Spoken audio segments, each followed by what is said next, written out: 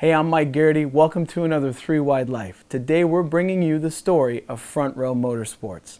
Now, Front Row is a unique story. They've been racing Cup for a while. They started out as a part-time team with multiple drivers throughout the year. Now they've gained a ton of momentum and have 3 cars full-time with big names like David Ragan, David Gilliland, and Josh Wise piloting their vehicles every weekend. They even have General Manager Jerry Freeze straight from Petty. So we're going to find out what this team's all about and why they have so much momentum on their side. Plus, we're going to learn a little bit about owner Bob Jenkins himself, exclusively on 3 Wide Life.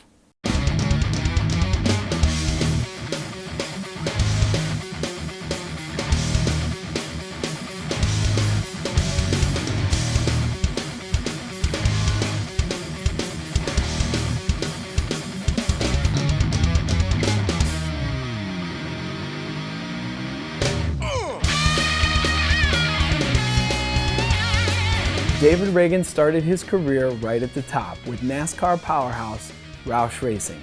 But we were curious, how did he even get started in racing, and how's his first year of competition going at Front Row Motorsports?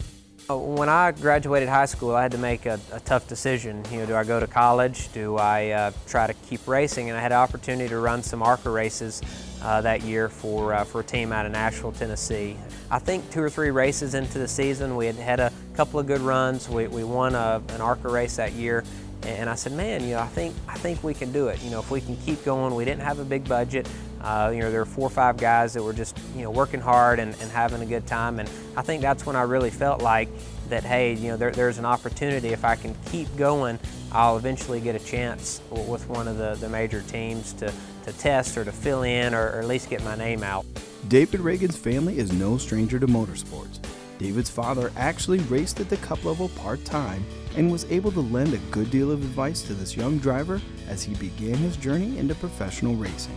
It had to be my dad being the biggest influence on me. He had driven some at the short track level, a few races at the Premier Series. Every time that I felt like things weren't going well, he always had a different perspective, and I think that he was certainly the motivation that that kept me going. Though from the outside, it would seem that David should feel comfortable with his position in NASCAR. Things are still quite uncertain at the top. Knowing that you've made it is something that I don't really feel comfortable with sometimes today. I mean, I think you're always, you've got a NASCAR license, you've got a ride committed for the season, but there's always a sense of uncertainty that there's other young kids, there's other drivers that are out there, so you never really feel 100% comfortable. When I was at Roush Fenway Racing back in 06 and 07, when I got to run my first Daytona 500, and we finished 5th, and we left Daytona. That was my 3rd Cup race, and I said, man, this is pretty easy. I said, we finished 5th, and we're going to California. I think we finished 13th or 14th, and I said, hey, I'm here. We've made it. I've got my own hero cards. I've got a trailer with my name on it. But then, the very next week I go out and wreck and finish, 40th, and you're like, man, you're kind of grounded again. Coming off a long tenure at powerhouse Roush Racing, David approaches his relationship with up-and-coming Front Row Motorsports quite differently than teams of the past. I think being with a smaller team definitely makes you more aware of the bigger picture. At Roush, I just had to worry about driving the race car, showing up for my meetings, and that's all that I was told to worry about. And so you can concentrate a little more, you seem to focus, you have your blinders on almost. But at a smaller team, you're in the conversations, in the meetings about, the budget, how many tires do we buy, are we testing here? And so you find yourself thinking a little bit more outside the box, and it definitely makes you a smarter race car driver. Mentally, David has returned to his roots by passionately protecting his equipment and being more aware of the results a DNF has on the entire team. You definitely have a different mindset depending on what equipment you have, how big your bank account is, depending on what you tear up, what you can improve, and so you very much so have a different attitude going into the weekend. A smaller team like this, you have to finish. You can't abuse the equipment week in and week out because it takes a longer time to get it turned around again. So yeah, going back to those days back in the early 2000s when I was working on some of our own equipment or driving for another team here and there, you do learn to appreciate taking care of equipment.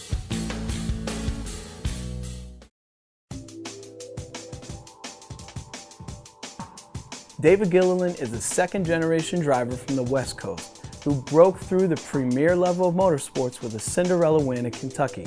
And he's looking to get back to winner's circle with Front Row Motorsports. My dad raced, so I grew up around it, going to the racetrack, and I always tell people my first memory of racing is it was hanging on the fence watching, actually just watching my dad and stuff work in the pits, just getting ready to race at Ascot Park in Gardena. Worked on his team. I was his tire guy at first, I think, and then eventually got to where I was changing tires. Then at the end, I was his crew chief, and we won the championship, in the Winston West Championship in 1997. And then from there, I felt like I knew, enough about cars to at least go and build my own car and start racing. And I built a dirt car and worked my way up, ran a lot of dirt tracks in Southern California, and just kind of worked my way up to the NASCAR ranks after that. Sold that, bought a pavement late model, raced Mesa Marin and Irwindale for a little bit. Then sold that and bought a Southwest Tourer car, ran in the NASCAR Touring division. Ran that for about 4 races. I won my 4th race in that, and but then I was out of money. It was a little more expensive class, and so I had to sell it. And while it was for sale, another guy actually called me and asked me to drive his car. David Gilliland climbed the ladder steadily and under his own power until he finally got that big break he had been hoping for in the NASCAR Nationwide Series. Clay Andrews, he gave me an opportunity to run, like I said, in the Nationwide Series, and he wanted to run some West races, but he wanted to do it from the West Coast. And so every day I'd go in there and try and talk him into being back here, because I knew back here is where we needed to be and on the East Coast. And he came in one day and said, okay, if you want to go back east, we'll find a shop and you can go back there and build the team and just make a run of it. And so I came home and told my wife, I'm moving to North Carolina, or we're moving to North Carolina. And she's like, well, when? I said, in 2 weeks. And so I guess that was when I made the ultimate decision, I guess, to come out here and really, put 100% effort in. Soon after his big win, he would get the call that would change his motorsports career forever. Well, I had done the Roush Gong Show, before that, and I had been in touch with Childress and Hendrick, and a lot of those guys, and you talk to them on the phone, and there'd be some hope and some light, but never over the edge, and so I had opened those doors with a lot of the teams and had been in contact. Like I said, we won the Toyota All-Star Showdown, I think 6 or 8 months before that, and so I'd been talking to those people, but after Kentucky, I remember I borrowed my car owner's motorhome, and my wife and family, we all drove up to Kentucky, and so we won that night and went back to the motorhome, and it's kind of whirlwind, and didn't really think much of it, and woke up and we're like, man, we just won a pretty big race, and from there, Doug Yates and Robert Yates were one of the people that called me, and they had M&M's as a sponsor. Elliott Sadler was leaving, and Dale Jarrett was leaving at that time. Through an uncertain landscape of sponsorship and driver changes, David himself wasn't quite sure what the future would hold for him in professional racing. They announced that they were going to sell Robert Yates Racing, and so Yates Racing, we moved over to, Doug took it over, and Max Jones, and we moved over closer to Roush, and just kind of struggled for sponsorship throughout the year, and just things weren't going the way they needed to go, and so Yates shut down, and so I kind of found myself without a ride. Just wanted to be part of helping build something, and knowing that it was going to take time, and it is going to take time, and we're not at where we want to be today, but we're heading in that direction, and I feel like our runs have been getting better. It's rewarding when you have runs like this weekend at Watkins Glen. We finished 20th and finished 3rd in the Daytona 500 last year, and so we've had some good runs, and it's to know that we're helping to build this organization is it feels good.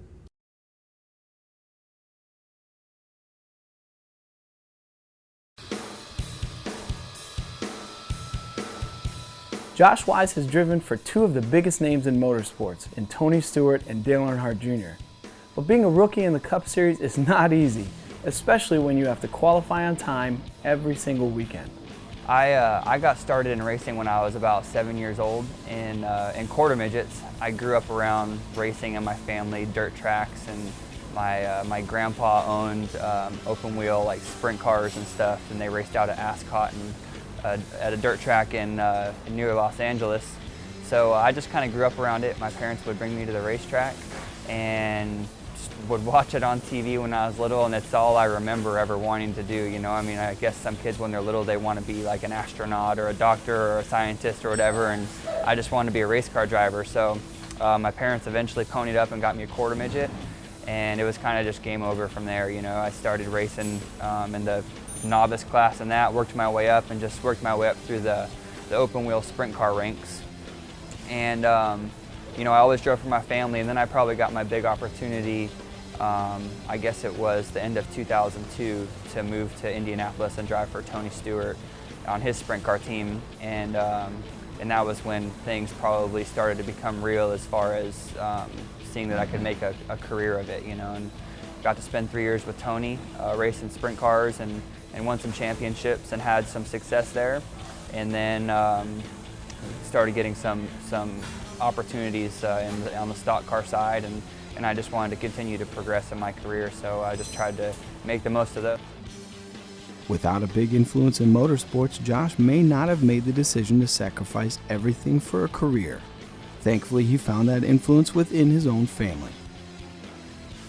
It'd be my grandpa, probably, you know. I mean, my grandparents were a big part of, you know, my parents could barely afford for me to race. And my grandparents would just help out just to kind of keep things going, and they saw my desire and my passion for it, you know. And I spent countless hours in the garage with my grandpa, you know, on summer breaks from school. I'd go stay at their house all summer, and we'd just sit in the garage and work on the race cars. And I definitely learned a lot of life lessons there with him. So I'd say, you know, maybe not even just as a race car driver, but as a person in general, you know, I think that I learned a lot from my grandpa. In his first full year of Cup competition, Josh has the challenge of keeping expectations reasonable while trying to overachieve every weekend. Yeah, it's felt really good this year to have the success that we've had making races. You know, we've only missed 2 races, and you know, coming in as a rookie in the series with really no Cup experience, and it was kind of hard to manage expectations and have expectations to make it every week. You know, the go or go home field on the Cup sides is pretty solid. You know, it's guys that have raced Cup for years and even won races and things like that. So we've just been really fortunate to just have good cars every week and kind of get it done. And you know, it's funny because your expectations, they change through the season. You know, in the beginning of the season, it was kind of like, man, I just want to make this one, and then I just want to make the next one, and then it turns into like, all right, well, I can make the next 5 in a row, I think, for sure. I feel pretty good about. And then it's like, I can make them all for the rest of the season, you know? So your expectations are constantly changing. But the reality is we just have to go to the track, you know, every week and do it.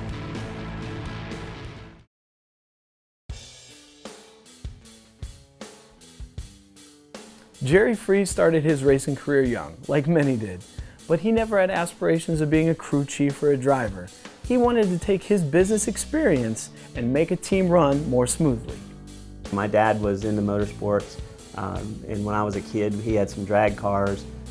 He had was a part owner in a late model sportsman team, and with a friend of his, and so we spent virtually every Friday, Saturday night, Sunday afternoon at some local racetrack, watching his cars go around or watching him work on cars, and so just got really exposed to it at a young age and tried to help out whenever I could, whether it was just cleaning a car or cleaning parts or pushing cars around or whatever, and just was super enthusiastic about it all, and kind of maintained that all through my youth, and never really thought about making a career out of being in racing, but just as my life evolved and you know, kind of was doing some different things in my 20s, but you know, still was kind of passionate about racing, and like a lot of people, just at some point I just started knocking on some doors to try to get an opportunity to work for a race team and use some of the business experiences that I had. I never really went down the traditional mechanic route or tried to be a race car driver, but kind of my adulthood went into more business operations and took some of those skill sets I had and applied it to a race team. And the first team that I worked for was Tad Geschichter's team, ST Motorsports, back in the mid-90s, and worked with him for a couple of years and then moved over to the Petties and worked for Petty Enterprises from '97 until 2008. After a career with big names at the highest level of motorsports, including Richard Petty, Jerry would find himself in a role where he could help build an up-and-coming team into something the entire garage would respect. I was with what was Petty Enterprises out of Level Cross, and we had moved to Mooresville in 2008, but unfortunately sponsorship went away and we ended up closing down Petty Enterprises at the end of 2008. And I was tasked with selling a lot of the equipment, or all the equipment, all the assets that we had through John Andretti, who I knew pretty good, driving for Petty Enterprises. John had a relationship with Bob Jenkins, and John started coming around and looking at what we had and to sell, and kind of pushed me aside one day and said, "Hey, don't sell anything until I get this guy Bob Jenkins down here to look at this." And so, and it just all grew into negotiating with Bob to sell all the assets of Petty Enterprises to Bob. And I like to tell the story that, you know, I just kind of threw myself in on the deal at the last minute, and they had a small shop over in Denver, and I think we're doing as good as they could. But at that point, you know, all of a sudden he bought, you know, the full assets of a 60-year race team that, you know, all of a sudden he had trucks and transporters and pit boxes and 30-some race cars and all the tools you need that, you know, he had been slowly accumulating over a couple, 3 years there at that point. At the same time, DEI had gone out of business, Bill Davis had gone out of business. There was a lot of good people on the street looking for a job, and we were able to assemble a team pretty quickly to go racing with in 2009. John was our driver, and we had a pretty good year. You know, got the car in the top 35 and had a good race with the Red Bull team for that all year long, and were able to accomplish that as our major goal at the end of the season, and we were kind of off to the races at that point, so to speak.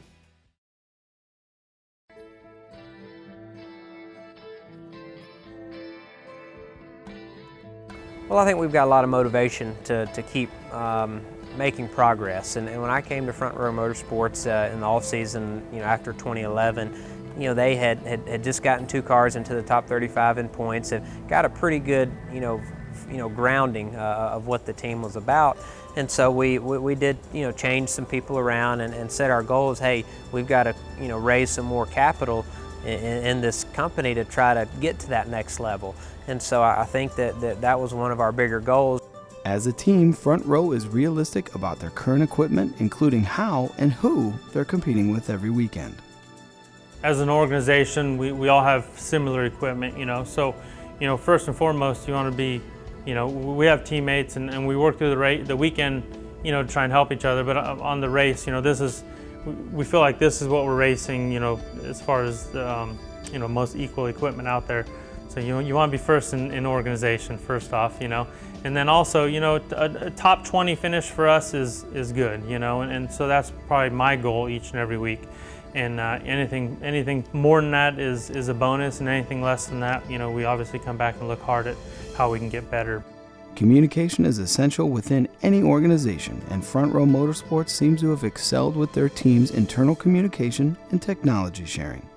I think that we do a good job communicating. Like our communication here is really good. You know, the drivers, like I really enjoy my teammates and I get a lot from them. I know that. I don't know if they get much from me as a rookie, you know, but we all just we have to work together really well to even succeed at the level that we're succeeding. You know, like our guys do a pretty good job every week, you know, just maximizing their results. And a lot of that, I think, is just through our communication as a team. You know, the drivers working together, the crew chiefs working together, Derek and the engineering, and using the 26 car when we can as a test car to learn things for the other cars. So there's just a lot of teamwork.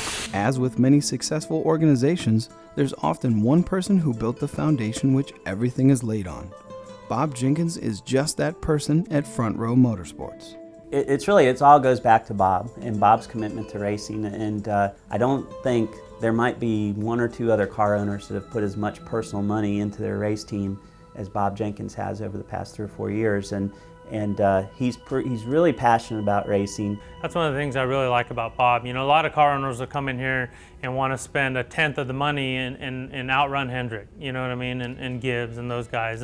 And Bob is very realistic about his goals, you know, and he's been around it a long time. And so when you go out and have little, you know, victories like that, you know, and like Daytona and running well there, and our road course stuff has been well, you know, he appreciates that stuff. I really enjoy the atmosphere that they've created here. You know, from everyone from Bob Jenkins, the owner, and Jerry Freeze, who's our general manager, to the crew chiefs and everyone, and my guys on my team. It's been a really enjoyable experience here, you know, and we have fun together, and we just have fun with it, you know. All right, that's it for another 3 Wide Life. Thanks for tuning in, and thank you to Front Row Motorsports for letting us check in on your operations. Good luck on the next couple years. You guys have a ton of momentum on your side. Make sure you're checking out our website, our Twitter, and our Facebook. We are constantly updating them with new content straight from the racetrack. And until next time, keep on living the 3 Wide Life.